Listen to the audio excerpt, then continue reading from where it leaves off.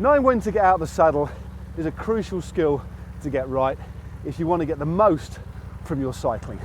Adopt these techniques, you'll be accelerating, climbing and recuperating far more efficiently. So let's have a look at the whys, the whens and the hows.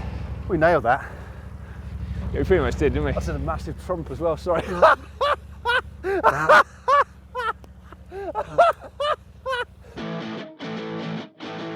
Getting out of the saddle allows us to push far more power and therefore generate more torque through the pedals than our leg muscles alone will allow.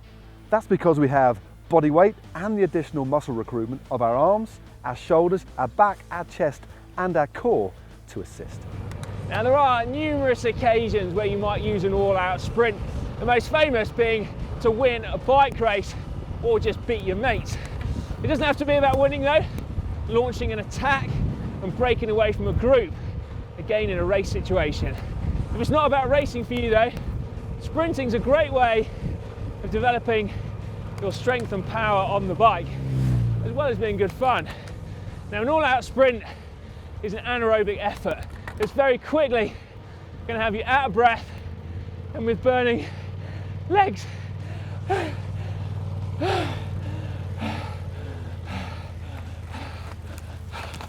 Sprint efforts are generally carried out on a flat or slight uphill whilst holding onto the drops of the handlebars. Firstly, you need to select a gear that when you get out of the saddle will give you enough resistance to accelerate through without being overgeared. The first pedal stroke should be carried out with your favoured leg to give you the optimum start, while simultaneously lifting yourself out of the saddle with your body weight shifting forwards to more directly over the bottom bracket. Then rock the bike away from the side of your body, pedalling downwards by pulling up on the handlebars. Ideally your upper body should be kept as straight as possible whilst the bike moves beneath you. The added force from your arms etc. will result in additional power. Like sprinting, riding out of the saddle when climbing allows us to generate more force because we can recruit more muscle groups. And we can also use our body weight as well to help assist in pushing or leaning on the pedals. However, riding out of the saddle does come at a cost. We use more energy as a result of that increased muscle group usage. Yeah, that's why it's vitally important to know when to ride out the saddle, as it's generally far more efficient to sit down when climbing, when gradient, fitness and gearing allows.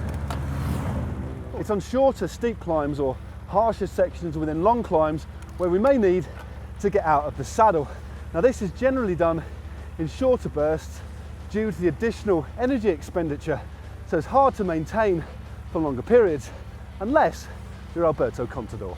Yeah, and again, like sprinting, climbing out of the saddle allows us to accelerate, so it's great for launching an attack, and it's also good for building strength, so improving your climbing and your speed.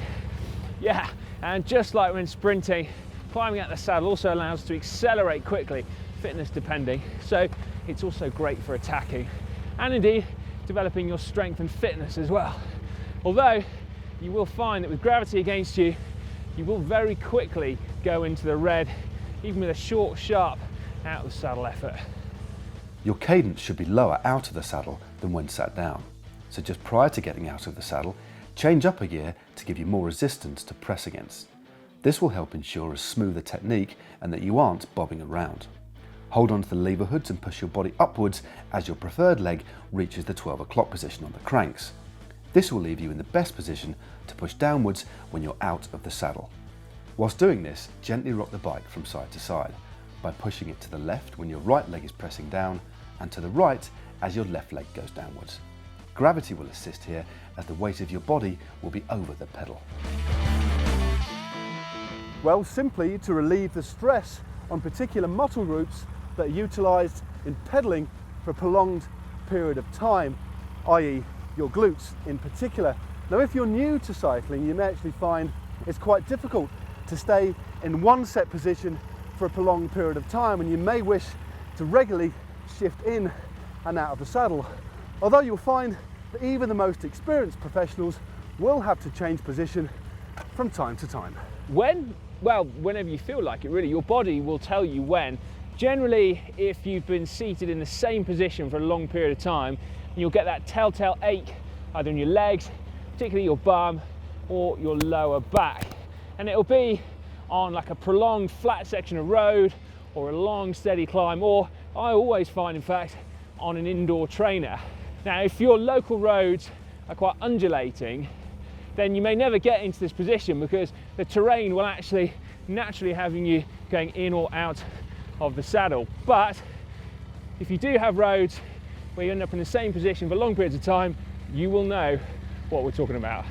On the flat, simply gear up 2 or 3 sprockets and gently rise from the saddle, using the resistance of the bigger gear to turn a low cadence and relieve your aching lower back or posterior.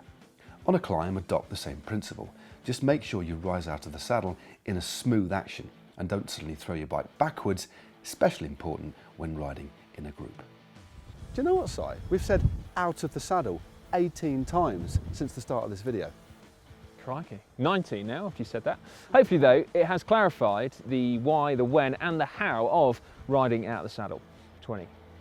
Indeed, that's right, flipping heck. There we go. Now, if you haven't already subscribed to the Global Cycling Network, you can do it for free by clicking on the globe, and that way you will not miss another video. Now, talking of other videos, we've got another great beginner video here for you. If you just click down there, it is how to change gear. Yeah, our viewers might have thought you'd forgotten your lines there, Yeah, but no, you hadn't, not at all. Or for how to improve your balance on the bike, a video filmed on this very climb, in fact, click just down there. That was a sunny day, wasn't it? It was.